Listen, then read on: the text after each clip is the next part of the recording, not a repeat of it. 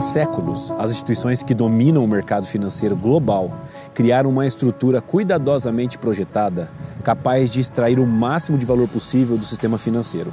Inclui-se nisso o sistema monetário, o sistema bancário, bolsas de valores, mercados futuros e o mercado de moedas. Essas organizações simplesmente criaram uma grande draga capaz de extrair e concentrar para si a maior parte do dinheiro que entra nos mercados. O sistema financeiro mundial está sendo parasitado por todos os lados. Ora, são por essas instituições financeiras, ora pelos estados e ora por ambos. Enfim, o resultado disso é que o sistema apodrece aos poucos e se aproxima a passos largos em direção ao precipício. Talvez para gerar o que conhecemos como a mãe de todas as crises. No entanto, não há como saber se isso ocorrerá daqui 1 ou 20 anos. Mas já não é uma questão se vai ou não ocorrer, e sim quando irá acontecer. Completamente alheios a tudo isso, as pessoas seguem suas vidas sem considerarem o preço da ignorância. A verdade é que se ao menos eles soubessem que o dinheiro da forma como conhecem pode estar chegando ao fim, já seria um grande começo. Uma revolução silenciosa para combater todo esse sistema ocorre no mundo dos bits, expandindo-se cada dia um pouco mais. Em meio a uma infinidade de códigos e mais códigos, hardwares e mais hardwares, espalhados por todo o mundo. O sistema bancário e os bancos centrais já entenderam que é impossível ignorar a existência e a importância das criptomoedas como o Bitcoin e se preocupam com a sua crescente popularidade. Muito embora essas instituições neguem ou tentem dificultar o seu uso, impondo impostos e regulações, acredite, as criptomoedas não são um modismo passageiro, elas vieram para ficar. Mas o que seria o Bitcoin? Uma espécie de dólar digital ou ouro? Ainda vale a pena investir? É possível fazer operações para especular bitcoins? É seguro? Eu posso ficar rico com ele? Olha só, continue assistindo e descubra as respostas para essas perguntas. E saiba por que os big players não querem que você saiba mais sobre esse assunto. De certa forma, o Bitcoin poderia ser considerado uma espécie de moeda, assim como qualquer outra, euro, real, dólar. Porém, existem diferenças essenciais que tornam o Bitcoin revolucionário e muito superior ao dinheiro tradicional. Mas para entender isso, você precisa primeiro compreender o papel e o significado do dinheiro hoje em nossa sociedade. O dinheiro é o sangue que flui nas veias de qualquer nação próspera, talvez uma das invenções espontâneas mais revolucionárias da humanidade. Através dele, feitos antes considerados impossíveis se tornam possíveis, tecnologias são desenvolvidas, projetos incríveis são financiados e vidas são salvas. Por outro lado, ele tem o poder de fazer aflorar no homem os seus instintos mais bestiais, lançando-o em uma espiral de degradação. Bênção ou maldição, a verdade é que passamos a maior parte de nossas vidas correndo atrás dele. Até porque uma coisa é certa, independente de onde você esteja agora, seja em um grande edifício comercial no centro de Nova York ou em um bairro pobre da periferia de São Paulo, se você faz parte da espécie humana, a algum momento do dia você vai precisar de algo para comer, beber, além de encontrar um local seguro para descansar. Muito provavelmente você pagará por esses serviços e bens com o dinheiro. Comida, eletrodomésticos, títulos públicos, drogas, saúde, educação, sexo, tudo isso está à venda. Por isso, seja lá o que te impulsiona a conseguir mais dinheiro, tome cuidado, pois o dinheiro é um excelente servo, mas um terrível senhor.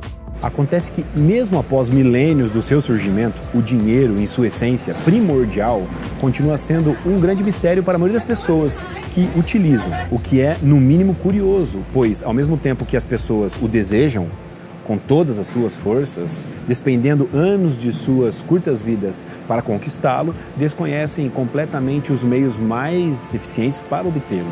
Em 1998, Bernard von Nothaus decidiu bater de frente com o governo mais poderoso do mundo, contrariando a própria Constituição de seu país, os Estados Unidos, que proíbe terminantemente a qualquer cidadão imprimir ou cunhar moedas que possam diminuir a confiança e, ao mesmo tempo, concorrer com o dólar. Bernard criou uma moeda que denominou como Liber Dollars e a disponibilizou em prata, cobre, platina e ouro, além de papel com recibo de depósito digital. Advogado do Distrito Oeste da Carolina do Norte, Annie Tompkins descreveu o Bernard von Nothaus e o Liberty Dollar como uma forma única de terrorismo doméstico, que está tentando minar a moeda legítima deste país. Bernard foi preso por fraude, conspiração e falsificação.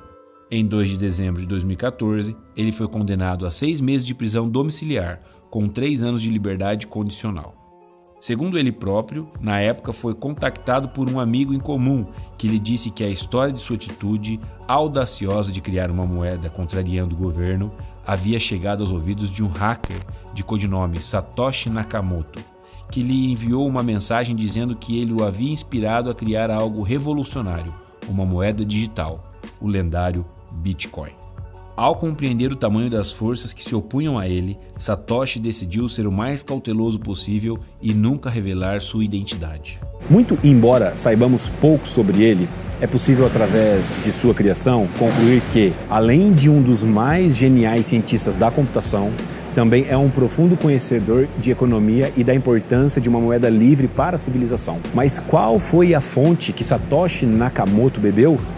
Quem foram os gigantes que vieram antes dele, que proporcionaram a base e os fundamentos necessários para que ele pudesse subir em seus ombros e criar o que hoje é considerada por muitos uma moeda quase perfeita? Embora seja complicado confirmar isso por conta do anonimato de Satoshi, não é difícil traçarmos paralelos entre sua criação e a compreensão de mundo dos grandes pensadores econômicos do século XIX e XX.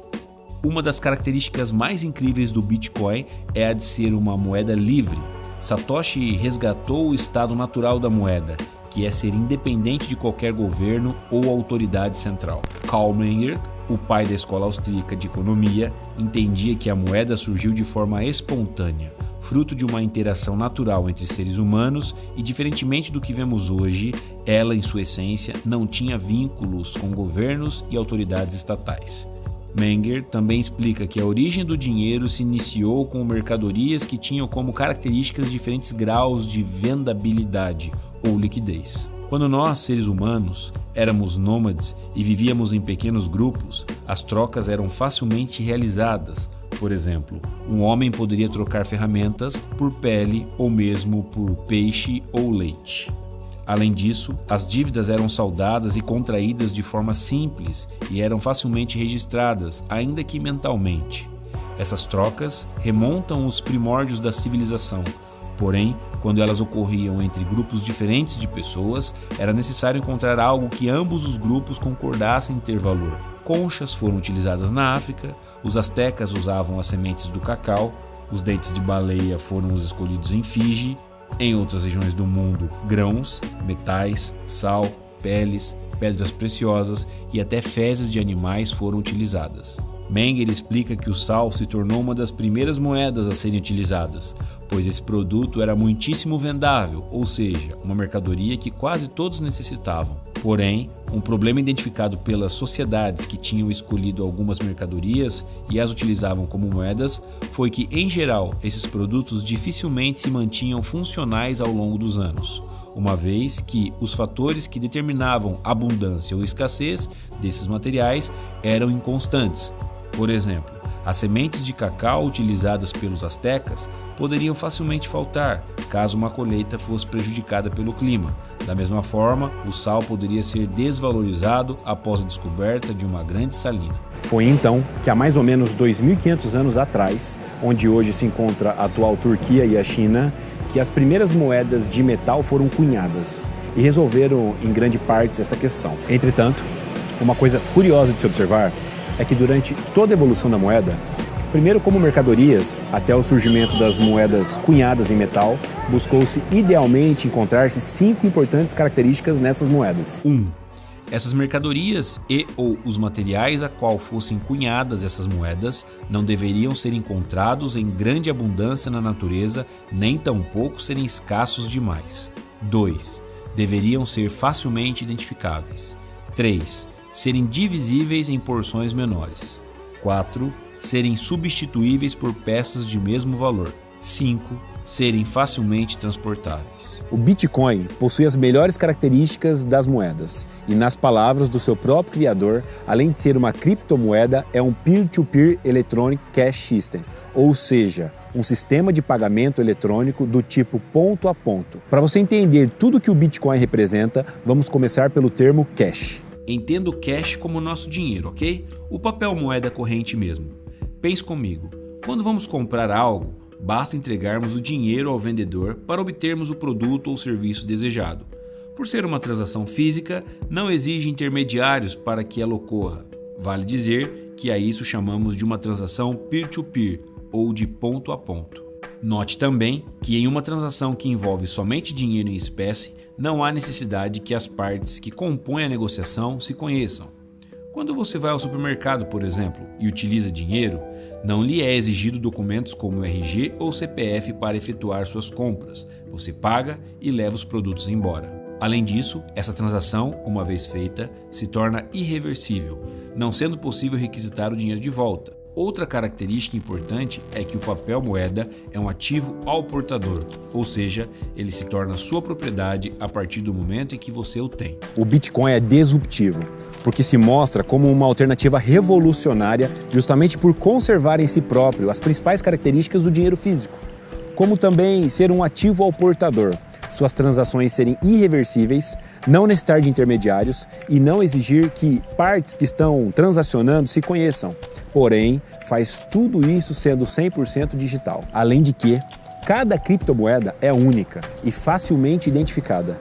É naturalmente escassa, pode ser fracionada em até 6 casas decimais, portanto é divisível em porções menores, é extremamente portátil e nunca precisará ser substituído, uma vez que não é físico e por isso não há desgaste. Por ser uma moeda digital, não ocupa espaço nem gera peso e pode ser transferido para qualquer lugar do mundo a um custo baixíssimo, sem necessitar de qualquer intermediário. É uma tecnologia rápida que opera em tempo integral com baixo custo de funcionamento, dando aos seus usuários excelentes graus de privacidade. Ao cumprir todos esses requisitos, o Bitcoin já se torna uma moeda excelente, mas as vantagens não param por aí. Se voltarmos à comparação do dinheiro em espécie, vamos perceber que o Bitcoin possui função dupla. Além de uma moeda, ele também é um sistema de pagamento. Pense comigo, quando queremos comprar algo ou contratar um serviço de alguém que esteja em outro estado ou país, encontramos dificuldades em utilizar o papel moeda. Afinal, como iremos fazer para que esse dinheiro chegue nas mãos de pessoas que se encontram longe de nós?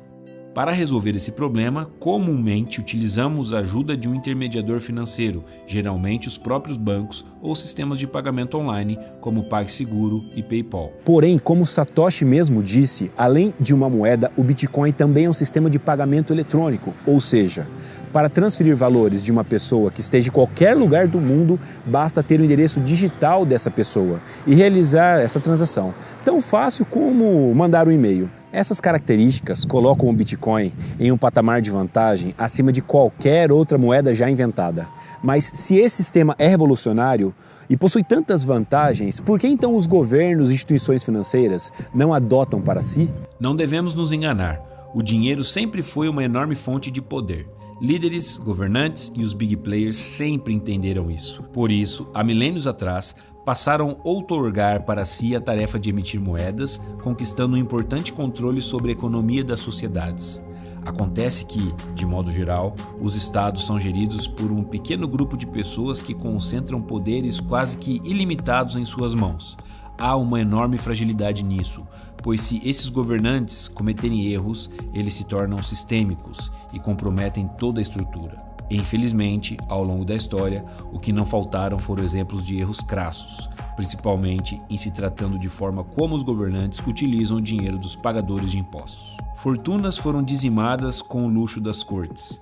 Castelos e prédios públicos desperdiçaram uma enormidade de riquezas, sem contar as numerosas guerras promovidas pelas coroas, muitas vezes motivadas puramente pelo ego e da ganância dos governantes. Isso de alguma forma te soa familiar no Brasil do século XXI?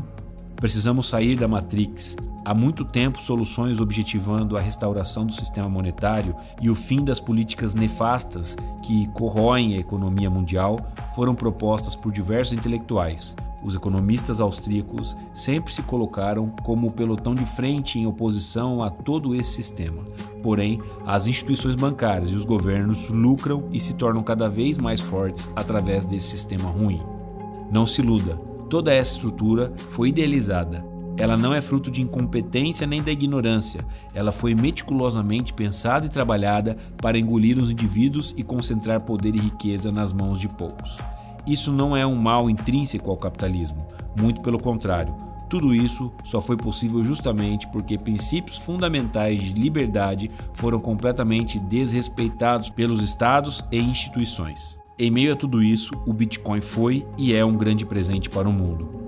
Em um momento em que todos já estavam desacreditados de que alguma mudança significativa fosse de fato se concretizar, inclusive vários economistas da escola austríaca já consideravam impossível o surgimento de uma moeda completamente desvinculada dos governos. Talvez uma das poucas exceções seja Hayek, que em 1974 propôs a criação de um dinheiro com bases privadas. O Bitcoin é um milagre microeconômico que possui o potencial destrutivo macroeconômico. E para que não fique dúvidas em relação ao Bitcoin, nós resolvemos compartilhar um texto do portal bitcoin.org. Vamos dar uma olhadinha e vocês vão entender muito melhor. Como um novo usuário, você pode iniciar com o Bitcoin sem entender de detalhes técnicos. Depois que instalar uma carteira de Bitcoin em seu computador ou telefone celular, ela vai gerar o seu primeiro endereço de Bitcoin. E você pode criar mais endereços sempre que você precisar. Você pode mostrar seu endereço para seus amigos para receber pagamentos ou vice-versa. Na verdade, é bem parecido com o funcionamento de um e-mail. A única diferença é que os endereços de Bitcoin devem ser usados apenas uma vez. Saldo e blockchain. O blockchain é um livro de registro de contabilidade público compartilhado no qual toda a rede de Bitcoin confia. Todas as transações confirmadas são incluídas na cadeia de blocos. Desta forma, as carteiras de Bitcoin podem calcular seu saldo disponíveis e novas transações podem ser verificadas para que se possa usar Bitcoins que são realmente de propriedade de quem está gastando. A integridade e a ordem cronológica da cadeia de blocos são protegidas por criptografia. Transações e chaves privadas. Uma transação é uma transferência de valor entre carteiras de Bitcoin que é incluída na blockchain. Carteiras de Bitcoin mantêm uma informação secreta chamada chave privada ou semente, que é usada para assinar transações, fornecendo uma prova matemática provando que elas vieram do dono da carteira. A assinatura também previne que a transação seja alterada por qualquer um depois que é emitida. Todas as transações são divulgadas entre os usuários e normalmente começam a ser confirmadas pela rede nos próximos 10 minutos, através de um processo chamado mineração.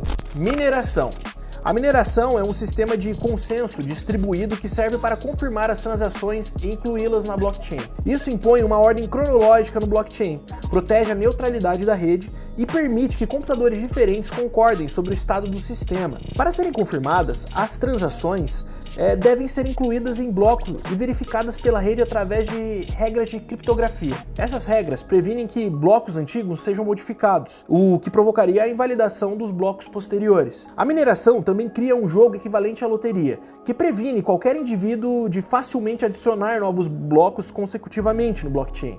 Isso evita que pessoas possam decidir o que incluir no blockchain ou mudar partes do blockchain, e assim conseguir reverter suas próprias transações, por exemplo. Agora minha pergunta é, até onde você quer descobrir mais sobre o Bitcoin? Na descrição do vídeo, se você quiser se aprofundar, você encontra o white paper do próprio Satoshi Nakamoto descrevendo como o sistema todo funciona. Além disso, nós temos ali a linguagem do sistema para programadores e também o link para o wiki dos Bitcoins. Então fica de acordo com a sua curiosidade. Quer saber mais? Manda brasa e estuda lá. Mas quem são os players que se opõem tão veemente contra a tecnologia das criptomoedas? Simples, são os mesmos que dominam o sistema financeiro mundial e têm em suas mãos o mercado imobiliário, ações, futuros, opções e por aí vai. E não tenha dúvidas, o recente boom das criptomoedas certamente chamou a atenção desses caras.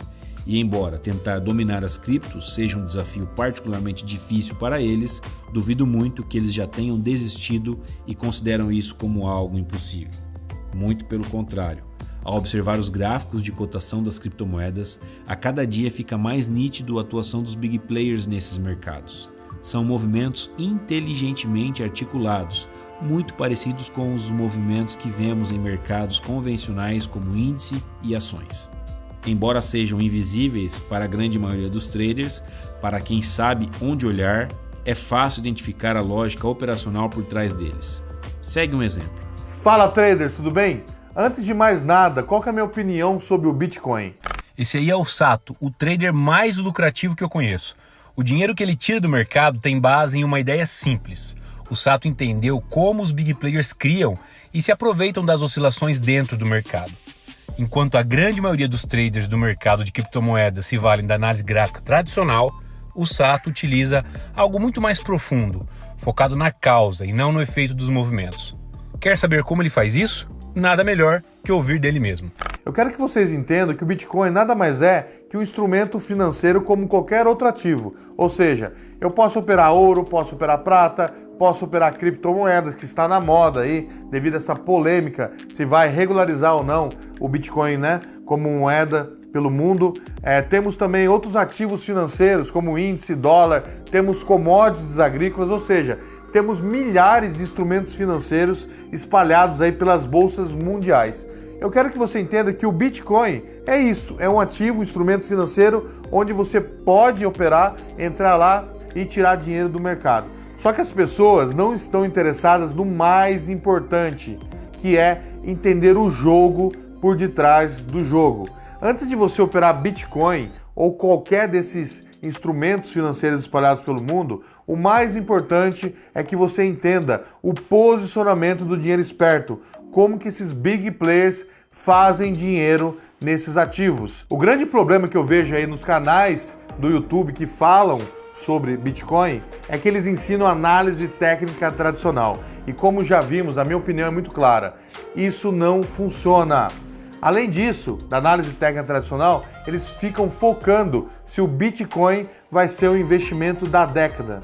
Isso pouco importa para mim, pouco importa para nosso exército de alunos do Raio-X Preditivo.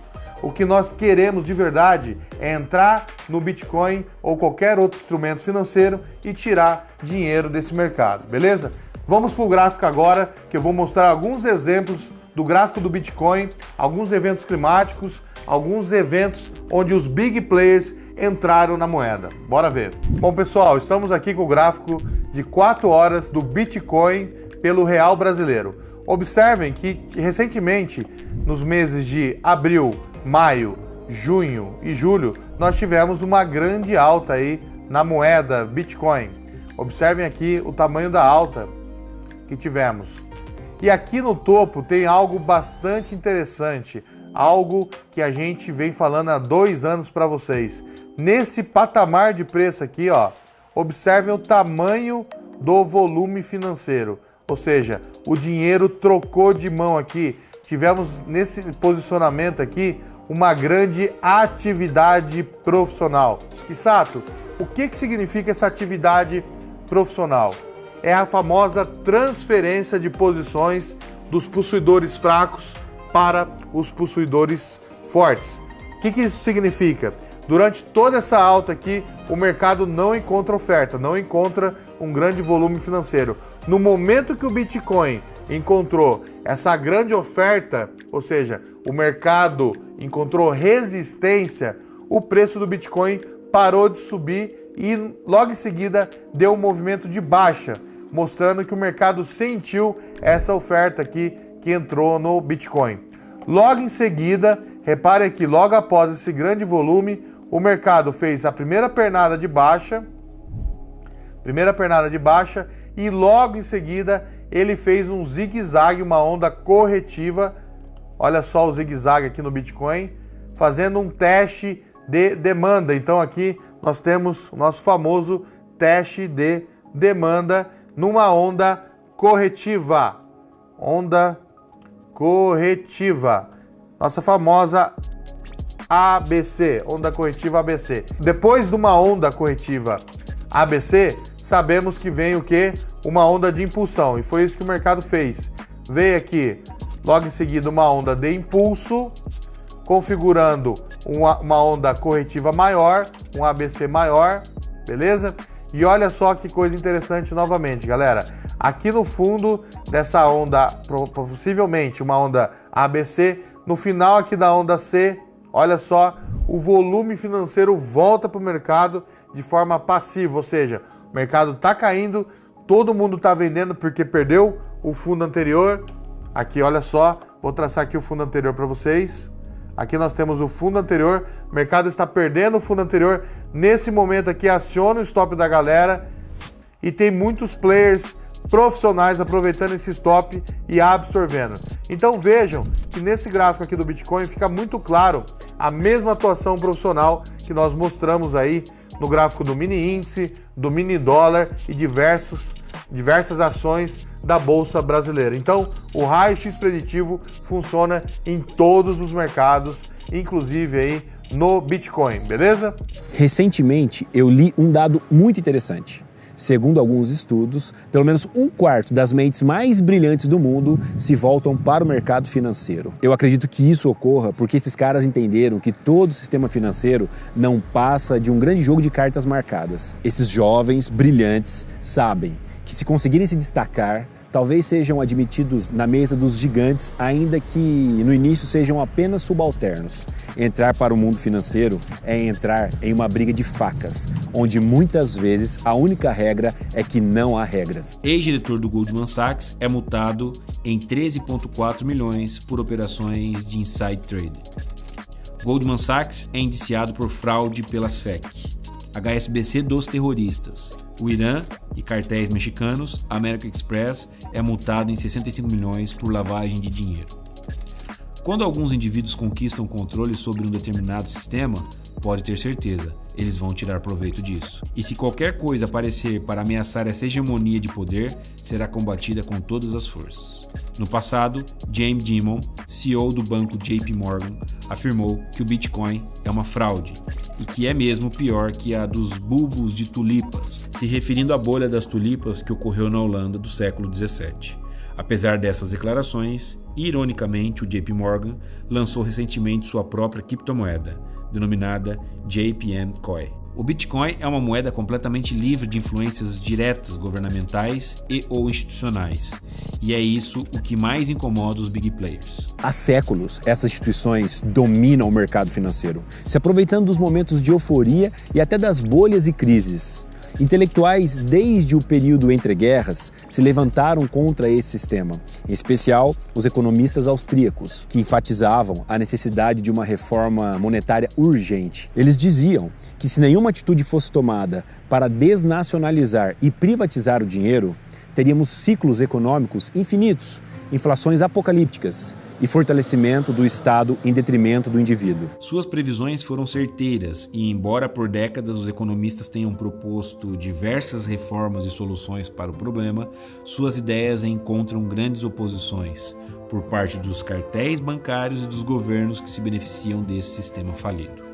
Felizmente, para o bem de toda a humanidade, tecnologias livres como o Bitcoin têm surgido e contra-atacado todo esse sistema.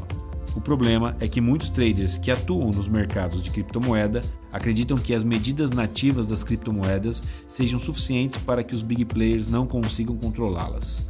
Olhando por certo aspecto, eles estão corretos. O sistema totalmente centralizado, juntamente com a criptografia, torna tudo muito seguro e praticamente impossível de se manipular. Por outro lado, existem meios legais de se manipular o mercado quando se é um grande player. Lembra quando eu disse que a forma como o sistema financeiro foi arquitetado faz com que a economia trabalhe em ciclos infinitos de expansão e retração? Pois bem, há séculos os big players já sabiam disso. Esses gigantes sabem que em momentos de expansão, grande euforia é gerada entre os participantes e em momentos de retração, é o desespero, a emoção que predomina. Eles se aproveitam disso para faturar em cima dos outros participantes do mercado. A metodologia que o Sato desenvolveu e que nós utilizamos foca exatamente em enxergar esses momentos e surfar com esses players institucionais e não contra eles, como boa parte dos métodos tradicionais levam, mesmo que sem querer, seus adeptos a fazerem. Bom, eu espero sinceramente que esse conteúdo tenha aumentado a sua compreensão sobre o mercado de criptomoedas e também os poderes que controlam os preços por trás dos bastidores. Se você gostou desse vídeo, por favor, deixe o seu like, isso vale muito pra gente. Faço aqui também o convite para você participar do workshop gratuito que está rolando. Lá, eu e o Sato explicamos em detalhes nossa visão de mercado. Aqui na descrição do vídeo tem 2 links. Um para quem já opera, mas não tem alcançado consistência, e outro para quem está chegando agora e não tem muito conhecimento sobre bolsas, mercados, ok? Acesse agora, beleza? Deixe seu like, se inscreva no canal também, tamo junto e até o próximo vídeo.